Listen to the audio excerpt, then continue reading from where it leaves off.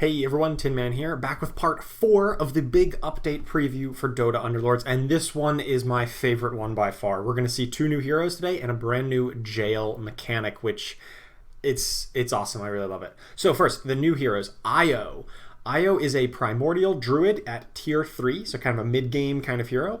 Has 2 abilities, Relocate. Io teleports away to revive a dead hero.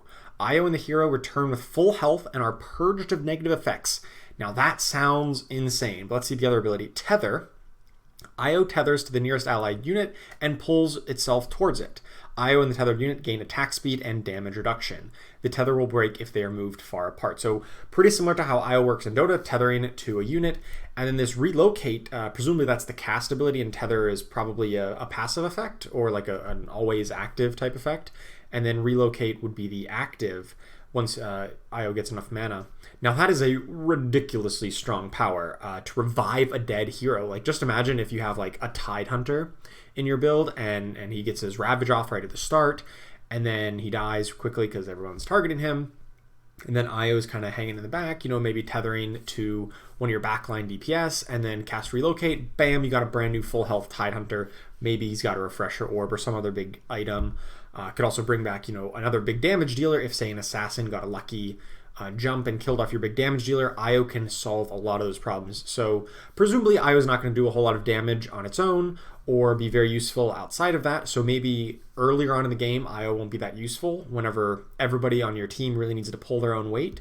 But once you get later and later into the game, when you have really powerful units to bring back, or really powerful units to give bonus attack speed and damage reduction to, Io sounds awesome. And I wouldn't be surprised to see Io fit into a lot of different compositions.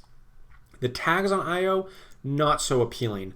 Primordial in its current incarnation is really, really weak, and I don't really see that being a very useful tag. Hopefully they rework it in this big update. We have no indication that they will, but I've been kind of advocating that for a while, that I hope they rework Primordials. The Druid bonus, that is definitely a useful tag, as long as every other Druid is currently staying as a Druid, then it'll pair well with Treant Protector and Nature's Prophet and all those other Druids. It's a little unclear exactly how these abilities kind of scale with higher star level. Relocate says return with full health and are purged of negative effects, so I don't think that full health would change at all based on a higher level. Maybe just the tether becomes a little bit stronger. In any case, Io is a really interesting and unique hero to add in, and I'm really excited to get to play with it. Next up, Faceless Void. Faceless Void is the ace of assassins, so a 5-cost late game unit, and is an ace for a underperforming alliance at the moment. Assassins are a little bit kind of tier 2, tier 3-ish in the meta. They haven't really been dominant in a long time, so maybe an assassin brings them back to it. He is once again a primordial as well, which is not the greatest of tags, as we just discussed.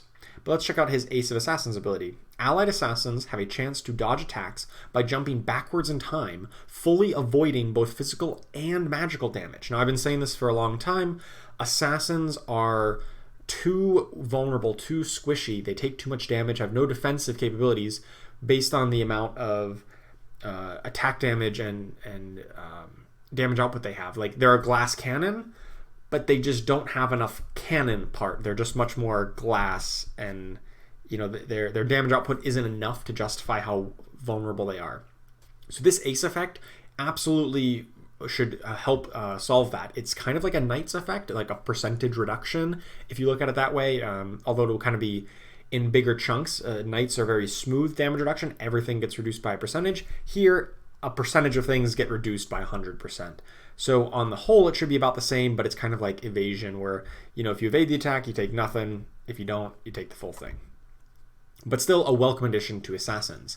Next up, his ability is Chrono Cube. Creates a blister in space-time, stunning all units caught in the cube. Faceless Void has increased movement and attack speed while in the cube. So this is actually another awesome ability for assassins who kind of want that CC.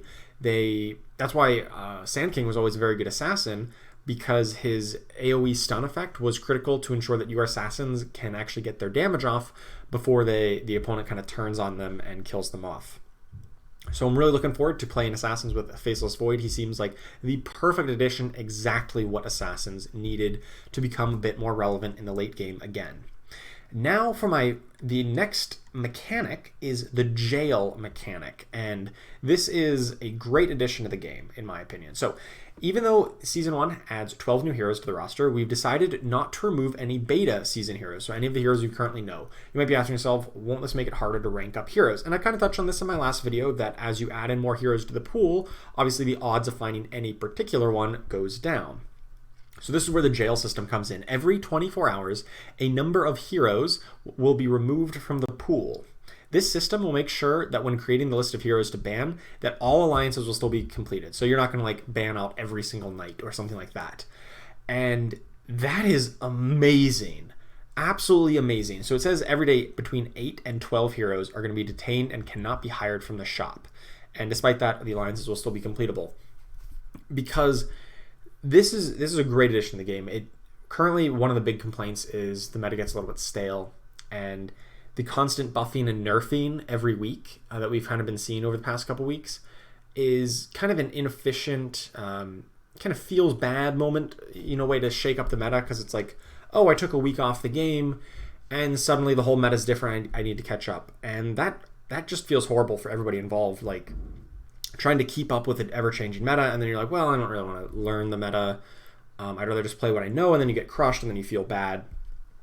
But with this jail system instead, this is going to shake up the meta every single day. So maybe, one day, Treant Protector gets into the jail, which we see here in the animation, and, suddenly Druid comps, the early game that currently revolves around Treant Protector, you obviously have to find something else strong in the early game. What if you have Luna in jail one day? Suddenly Knights comps have to think very differently about how they want to build a Knights composition. And with so many heroes banned every day, it's very likely that you're going to get one from every major composition is going to be banned. So everybody is going to be forced to constantly adapt and say, well, how does this impact my build? If I can't get, that critical Heartless, right? What if, you plan on, I'm going to get these two for the synergy. Well, now you need to find something else to replace that. And it's going to force you to be a lot more adaptive. And this is every single day. So the game is going to feel interesting and new and diverse every day you play it, but not in a way that it feels unapproachable if you take some time off, because you still know what the heroes do. You still know what's strong. It's not going to they're not going to change balance as much, I wouldn't think, based on this, just to keep the game fresh. So it'll be a little bit more approachable for a casual player and still get a diverse and interesting gameplay every single day. They've said not only have we found that it adds great variance to the game from day to day, but most importantly, we don't see any change to the rate the heroes can be ranked up, right? So if they ban 12 heroes per day and they're adding 12 new ones in, you're going to see the same kind of percentage odds to rank everything up, which I think is in a good spot right now. They will also be previewing some more mechanics or features tomorrow, so make sure you check back in for that.